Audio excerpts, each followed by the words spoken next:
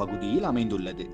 பாழடைந்து முடிக்கப்படாத நிலையில் கிடக்கும் இந்த மாளிகை 1910ஆம் ஆண்டில் ஸ்கொட்டிஷ் தோட்ட முதலாளியான வில்லியம் கேலி ஸ்மித் என்பவரால் மலேசியாவில் கட்டப்பட்டது. இந்த மாளிகை கெலி கேசல் என்றும் கெலி ஃபோலி என்றும் அழைக்கப்படுகிறது.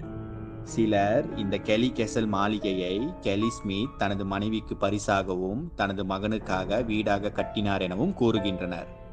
கெலி கேசல் மாளிகை சுங்காய் ராயா ஆற்றின் அருகே அமைந்துள்ளது.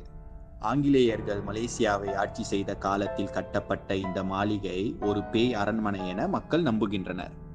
இன்றும் நிறைவேறாத ஆசையோடு இந்த மாளிகையில் அதன் உரிமையாளர் கேலி ஸ்மித் சுற்றி திரிகிறார் எனவும், சிலர் இரவில் இவர் அந்த மாளிகையில் நடந்து செல்வதை பார்த்ததாகவும் கூறுகின்றனர். வில்லியம் கேலி ஸ்மித் 1870ஆம் ஆண்டில் ஸ்கொட்லாந்தில் பிறக்கிறார்.